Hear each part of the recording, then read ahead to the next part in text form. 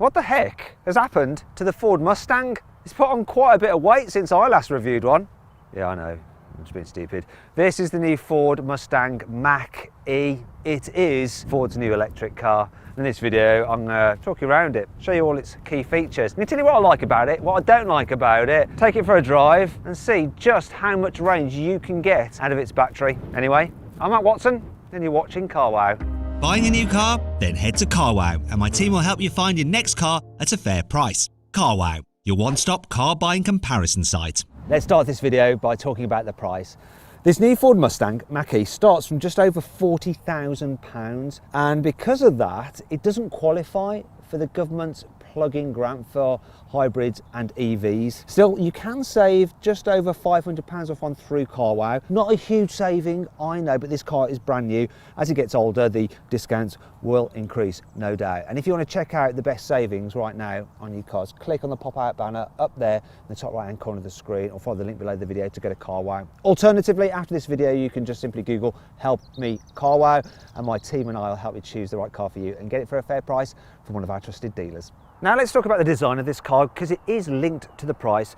You see, what I think happened is the Ford's executives said to their engineers, listen guys, we need to get and build an electric car and we should make it an SUV because everyone wants an SUV. Then the engineers went away, they did some maths and came back and goes, okay, yeah, we can do that, but the car, we're going to need to sell it for £40,000. And the execs will have been like, oh my God, who is going to pay from £40,000 for a Ford electric car? It's supposed to be affordable. Oh, I know what we should do. We should make it a premium model. And to do that, let's call it a Mustang, because people are willing to pay extra for a Mustang. And let's make it look a little bit like the Mustang Coupe. Let's trade on our heritage. And here we have the finished car. It has a sort of coupe-like steeply raked rear window. These lights are just like those on the Mustang Coupe. You have the big pony badge there. No Ford badges on this car. Very interesting. Sort of Mustangy from the back, but rather tall and fat. From the side, you can really see the Mustang influence. If you were to just cut the car off there, that sloping roofline looks very sporty, but then obviously you've got this expansive body and quite a raised ride height for your SUV. Now, one of the tricks that Ford has done is by having this two-tone roof section here. So it makes it look a lot more coupe-like, whereas actually the roof is much higher than you think. Very clever design feature, and hopefully it'll mean that the space in the back seats is quite reasonable. I personally like the look of this car. Lewis behind the camera. What do you think, Lewis? I don't like it. You don't like it? I don't know why. I tell you what's not so good though. As standard, you get 18-inch alloy wheels and they look a bit puny, don't they? If you get the high-spec versions, you get 19 inches, which I still think might be a little bit too small for a car of this size. But yeah, personally, I do like the look of it. Lewis is wrong. Here at the front, the long sculptured bonnet is very Mustangy, as are the headlamps and the shape of the grille, and of course the big pony badge, yeah, again, here on the front. Less Mustangy, fake vents round this central blanked out grille, and the fact that you have vents lower down which can open and close depending on whether the electrical system needs cooling or not. Here on the inside, the Mach E does actually feel worth its 40 grand. It's got a really nice cabin, materials are good, and oh, I like the texture on the dash, feels solid, and the design itself is really, really interesting. I tell you what, Ford are beating Volkswagen and their ID cars in terms of interior quality. I prefer the inside of this. I prefer the screens as well. Really like this little thin digital driver's display. Really clear, and regardless of where you have the wheel, it doesn't really get obscured. In fact, the driving position in this car, where is it? Yeah, it's good. You can get it quite low for an SUV if you wanted to feel a bit more sporty, or jack it all the way up if you want to go for that raised, imperious driving position. Got to talk about this though, this huge central screen, which clearly was inspired by Tesla, though Tesla are now rotating them around into landscape, which is the better way of doing it. The resolution is good. Also, it comes with Apple CarPlay and Android Auto. That's wireless. Look, I'm running my Android Auto on it here. I wouldn't bother with the inbuilt system. There's just no point. Just use your phone, right? But if you wanted to, it does have navigation. And it's reasonably responsive, this system. One thing that's a bit weird is how they've got this physical volume button there like that, integrated into the screen. Don't know why they bothered with that, because you're pretty much just going to use the one on the steering wheel, or if it was a slider, it would be fine on the screen. The climate control is on the screen, but it's quite easy to access. Once again, better than what they do in the Volkswagen ID4. You know, you can just prod the button. You do have to look quite a way down though to do it, which is frustrating, and I would rather probably just have normal physical dials. Stop that noise. There we go.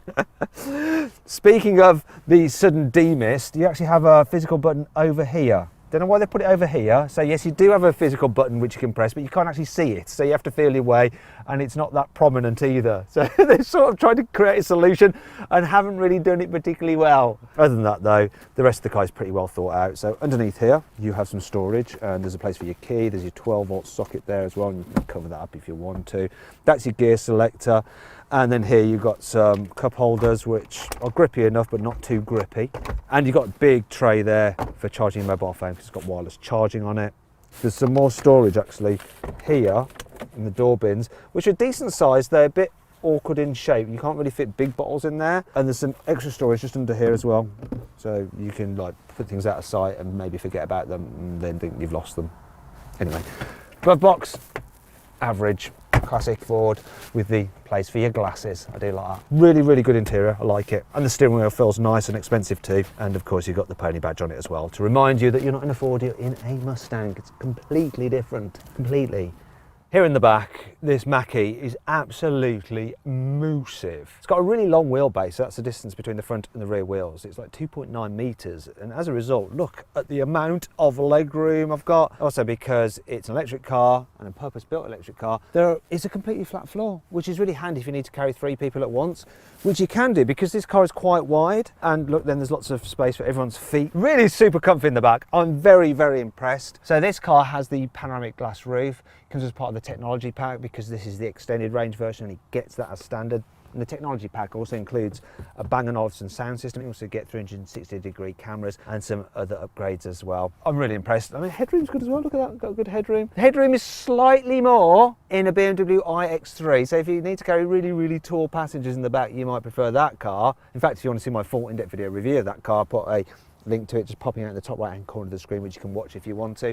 But really, this car is going to be practical enough for most people. It's just so huge and it's comfy. The seats are really comfy here in the back, and there's a decent amount of features like you've got some pockets on the seat backs where you can store your iPads. You've got your USB sockets there, so one's a normal one and the other one's a USB-C, so you can keep the older and the younger generation happy. You've got some big door bins and of course an armrest with a couple of cup holders. It's a shame they're not covered, but at least you don't put your elbow in them because the position of them is there rather than back here like on some other cars. Yeah, all very lovely and comfy. Ford are doing a really good job so far. Let's talk about the Mach E's boot space. So this car has an electronic tailgate. You've got 402 litres of space, which is okay, but a Volkswagen ID4 has 543 litres of space behind the rear seats, so it's quite a lot less than that Volkswagen. In fact, if boot space is a key priority to you, then you need to check out my in-depth review of the ID4. You can watch that by clicking on there. If not, then stick with me. There's a bit of a load lip to lift stuff over. Don't ask why I'm carrying this around. Just like to have a spare tyre with me. Because underneath here, you don't have a spare tyre. That wouldn't fit the car. But this is a adjustable boot floor. So you can raise it up to get rid of most of that load lip. Other functional features include, look, tie down points. You've got hooks. You've got 12-volt socket. You've got little lights as well to illuminate the boot. And when you fold the rear seats down, which you have to do by leaning in like that, then you have a continuous flat floor, so bear with me. You can roll things right to the front like that. Anyway, that's enough about this part. Let's go to the front. Being a purpose-built electric car, there is no engine underneath the bonnet, so Ford has used the space to create some extra storage, 81 litres to be precise, and it's got this handy little divider so that it's the perfect place to keep your charging cable bags, and then you've got a little bit of extra space either side of them. There is one thing that's a little bit weird about it, and it's this, look. Obviously to do with some kind of like regulations, probably American regulations, there's a release button here in case someone gets trapped in this front boot, this fruit. Though really the only way you could actually fit a human in there is if you were to liquidize them and then pour them in, and then they wouldn't be able to operate this anyway because they'd just be like human juice. And that brings on to 5 annoying things about this car. Ford are really trying hard to rebrand this whole car as a Mustang, as like a premium brand in its own right. And they've done a good job of hiding the fact it's a Ford, but they forgot to remove one Ford badge, and it's here, look. Don't go! If you actually own a pony to go with your pony car, you might want to tow. And this car isn't particularly great for towing. The maximum towing capacity is only 750 kilos. Whenever you turn the car off, you get this annoying bonging and message. Look. Alarm system, turn off motion sensors, don't care about that. Check rear seats for occupants. Now admittedly there is the cameraman in the back, but even if he's not there, it will still ask that question. It's like, what, I'm going to forget my kids? Oh, sorry, forgot you were there. For some reason Ford has completely over lubricated the boot release mechanism. I mean, look at it, it's covered in Vaseline. It's like it's been to some kind of weird chemsex party. Ugh. I've actually got it everywhere. It's all over my trousers and over my hands now. The interior door releases are a little bit odd. So there's this lever here that you have to pull on, and you end up doing it with your 2 fingers, and it's really quite stiff.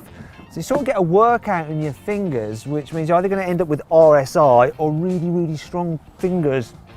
Sorry. And that brings me on to 5 cool things about the Mach E, because the exterior door releases are pretty clever. Look, so you just press this button here and the door opens, and if you don't want to use your key, there's actually a PIN code facility there, so you can just put in a number and it'll open the door for you.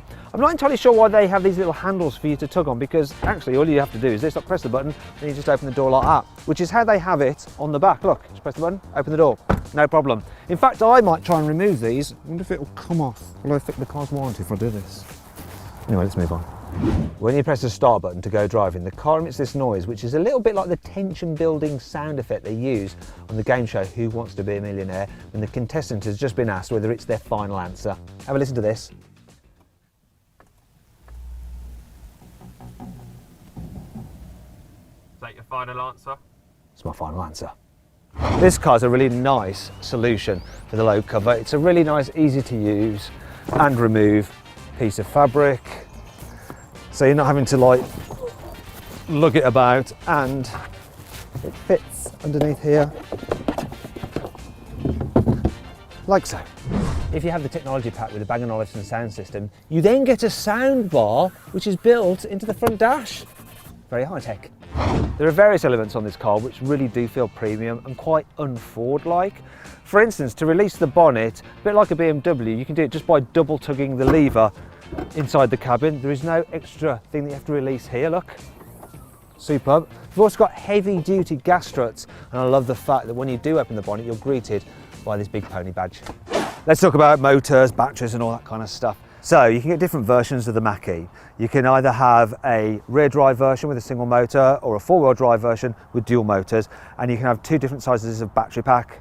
The normal battery pack, which has a usable capacity of 68 kilowatt hours, or the larger capacity one, which is 88 kilowatt hours. And you can have that battery pack with either the rear drive version or the all-wheel drive version. Now, the entry-level car with the smaller battery pack and the single motor on the rear axle has 269 horsepower and a range of 273 miles. If you have the extended range version of the single motor car, then you have a range of 379 miles, and it increases the power output of that single motor to 294 horsepower. If you have the dual motor version with the smaller battery pack, the combined power output is 269 horsepower, like with the smaller battery pack on the rear drive car. Yet if you fit the extended range battery to it, then the power output goes up to 351 horsepower, so quite a change. In terms of charging, if you can find a DC fast charger with 150 kilowatt hour charging capacity, then this car can take it, and it means that you can actually charge it to 80% full in around 45 minutes. If you want to charge it on a home charger or wall box, if you've got 7 kilowatt hour charger there, it'll do it overnight for you, no problem at all. Don't look down there because you'll see that actually I said don't look, it's not plugged in, it's just for illustrative purposes. Now, if you'd like to see a great offer that I found on a much less expensive electric car, I'll put a link to it just there. Click on that, follow the link, and you can find out what that car is and what the price of it is through carwow. Okay, let's take this Ford Mustang Mach E for a drive, shall we? I've got my special timing gear up there, which means, of course, I'm going to launch it. It's an electric car. It's all about the acceleration, right? I'm going to do that in a bit, but first I'm just going to do some general driving, although there's a little bit of a teaser. Let's see what the speed is like at building from 40. So it's 40 to 70. Yeah, it's quick, that is. It's not bonkers quick like a Tesla, but it's quick enough, and obviously there's no gearbox or anything to faff around with like you have with an internal combustion engine car, so it's instant response and away you go. One thing that does feel a bit odd when you're driving quickly is the steering. It has a slight rubbery feel to it, so it doesn't feel sporty in a way. You don't feel like it's connected to the front wheels. However, this thing goes around corners better than you might expect, but not quite as well as you'd hoped. So compared to other electric SUVs, it does have a slightly sportier, better handling edge. It stays pretty flat through the turns, but ultimately there's no getting away from the fact that it's quite a heavy car. It starts from around 2 tons and rises to 2.2 tons, and that does affect the handling, as does the high driving position. It doesn't lean much, but high centre of gravity. Even though the batteries are low on the floor, a Tesla Model 3 does handle better, but really neither of them handle like a proper V8 Mustang. And if you'd like to see a video review of a V8 Mustang, click on the pop-up banner up there. Anyway, back to this electric car, because that raised driving position does mean that when you're going about your daily business in town, you've got a good view out. The only slight problem I have is this A-pillar. It creates quite a blind spot. Those door mirrors, they're just a little bit small and a bit droopy. They look a bit sad.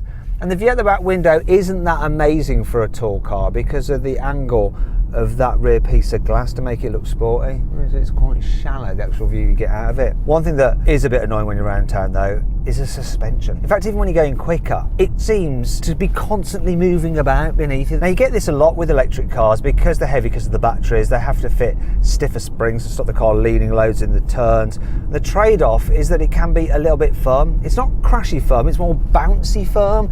You're almost like pogoing around a little bit. The car just cannot settle. It's like it's had too many cans of Red Bull and it's just like, ooh, or it's like some kind of Mustang horse that is kind of a little bit flighty and skippy.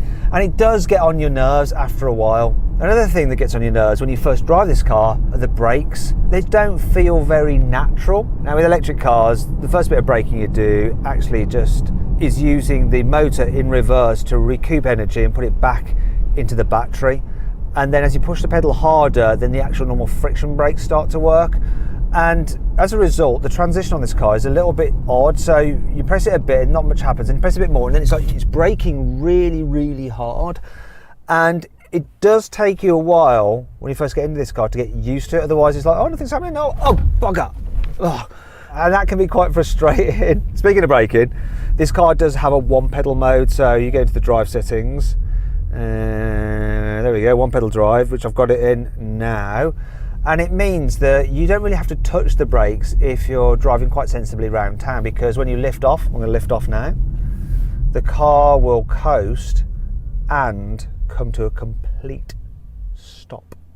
And while I'm doing this mode, it's probably worth pointing out these things here, which are the driving modes with funny names: Active, Whisper, and one called Untamed. What? Now what that does is alter the sound. So we've got propulsion sound on there. It also alters the throttle response and things like that. So now I've got propulsion sound on. The Untamed one sounds like this.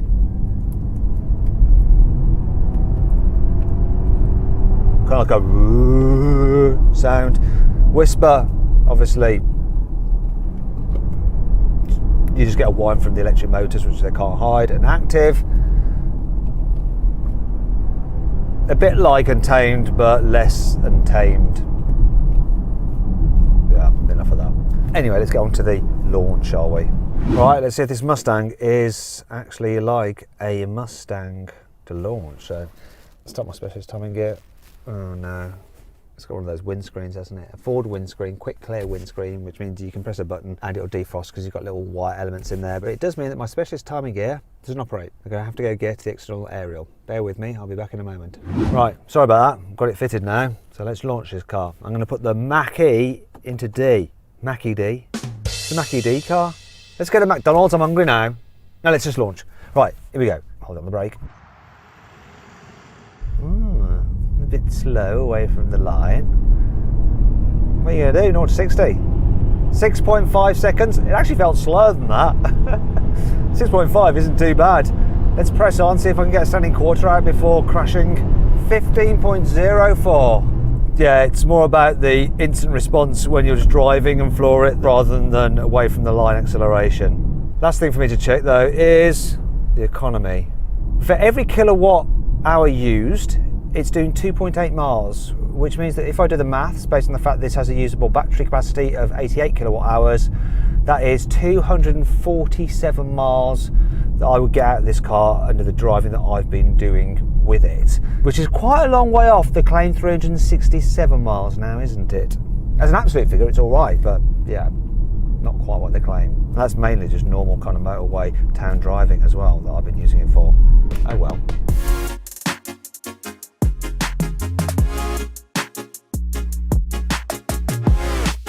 So then, what's my final verdict on the new Ford Mustang Mach E? Should you avoid it? Should you consider it?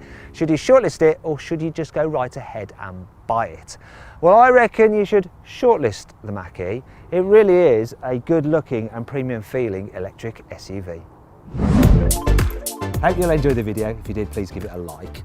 And let me know in the comments below what you think about Ford calling this car a Mustang. Is it the right thing for them to do? Anyway, if you want to watch more videos, click on those windows there. And if you click on that box there, I found an amazing deal on an electric car that's quite a bit cheaper than this through carwow, which you might rather have. So check that out. Actually, don't. You do. Whatever. Get to the